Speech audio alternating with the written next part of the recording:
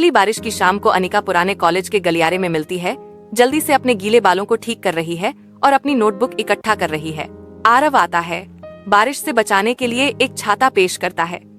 चलो, मैं तुम्हें छोड़ दूंगा, तुम भीग जाओगी, वह कहता है। अनिका हल्की सी मुस्कुराती है। उसकी आंखों में बारिश से भीगी हुई सड़क चमक रही है। नहीं, मुझे बारिश में भीगना पसंद है, वह धीरे से जवाब देती है। कॉलेज पुस्तकालय में पन्नों की शांत सरसराहट के बीच आरव और अनिका एक मेज साझा करते हैं। उनकी आंखें उनके सामने खुली किताबों की तुलना में एक दूसरे की ओर अधिक आकर्षित होती हैं। आरव की मधुर आवाज कमरे में गूंजती है क्योंकि वह अपनी कविता सुनाता है। हर शब्द एक ऐसा जादू बुनता है जो केवल अनिका को मंत्रमुग्ध करता है। अनिका की हंसी गूंजती है, उज्जवल और चमकदार, एक धुन जो उन्हें गर्माहट और परिचितता के साझा क्षण में करीब लाती है। हंसते हुए शांत झील के किनारे आरव और अनिका क्षितिज के खिलाफ सिलहूट में है। डूबता सूरज आकाश को आग के रंगों से रंग रहा है। आरव की आवाज शांत हवा में गूंजती है, अनिश्चितता से भरी हुई। अगर मैं कभी चला गया तो क्या तुम रोओगी? अनिका जवाब देती है। उसकी आवाज एक नरम गूंज है। क्या मैं तुम्हारे बिना जी भी सकती हूँ? सर्दियों की ठंडक झील के किनारे पर काटती है क्योंकि कॉलेज अपने अंत के करीब है। पानी अभी भी शांत और शांत है। आरव इंतजार करता है। एक सफेद गुलाब मटमैले परिदृश्य के खिलाफ एक तीखा विरोधाभास है। उसके हाथ में एक मूक वादा। अनिका के बाल हवा में नाचते हैं क्योंकि वह वहाँ खड़ी है। उसकी उपस्थिति सर्दियों के आकाश के खिलाफ एक प्रकाश स्तंभ है। आरव झील के किनारे के रास्ते पर धीरे धीरे चलते हुए अनिका के पास जाता है।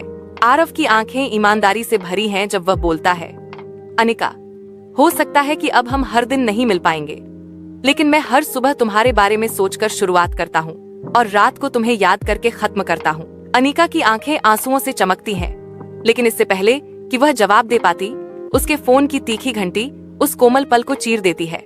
शांत झील के किनारे अनिका का चेहरा रंगहीन हो जाता है क्योंकि वह फोन पर अपनी माँ के जरूरी शब्दों को ध्यान से सुनती है। उसकी माँ की आवाज उससे बिना देरी किए घर लौटने और दिल्ली की एक जीवन बदलने वाली यात्रा की तैयारी करने का आग्रह करती है। शादी का प्रस्ताव हवा में भारी है। कुछ नहीं, मुझे जाना है, अनिका फुसफुसाती है। उसकी आवाज पानी के धीरे धीरे लहरों से मुश्किल से सुनाई दे रही थी। शांत झील के किनारे आरव बेंच पर बैठा है। उसकी आकृति चमकते पानी के खिलाफ दुख का एक सिलहूट है। सफेद गुलाब जो कभी प्यार का प्रतीक था, अब उसके हाथ में मुरझाया हुआ और भंगुर पड़ा है। उसकी सूखी पंखुड़ियां उसकी खुद की फीकी होती उम्मीद का दर्पण है।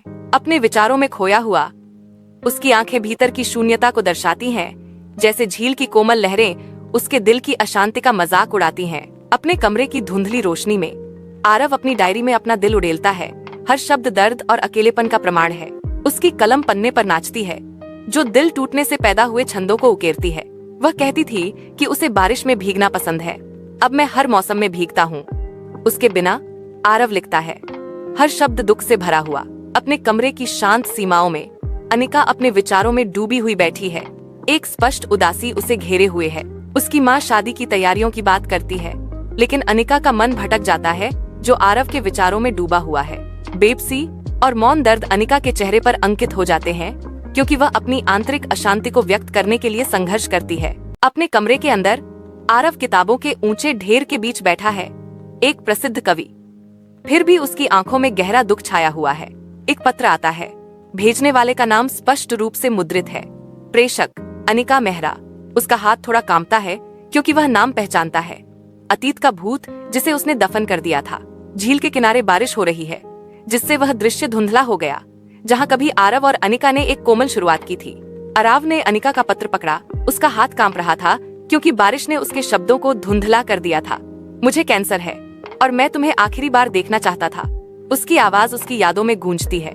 हानि से भारी हृदय के साथ आरव बारिश में फुसफुसाता है, तुम आज भी बारिश में हो और मैं आज भी तुम्हारे बिना हूँ। शांत झील के किनारे आरव धीरे से एक सफेद गुलाब छोड़ता है, जिसकी नाजुक पंखुड़ियां गहरे नीले पानी के विपरीत हैं। गुलाब दूर बह जाता है, प्यार का एक नाजुक प्रतीक जो कोमल धारा द्वारा ले जाया जाता है, मानो अंतिम विदाई फुसफुसा रहा हो। अचानक बिजली आसमान में चीरती है, जो प्रेम के मार्मिक और अनसुलझे निष्कर्ष की नाटकीय गूंज है।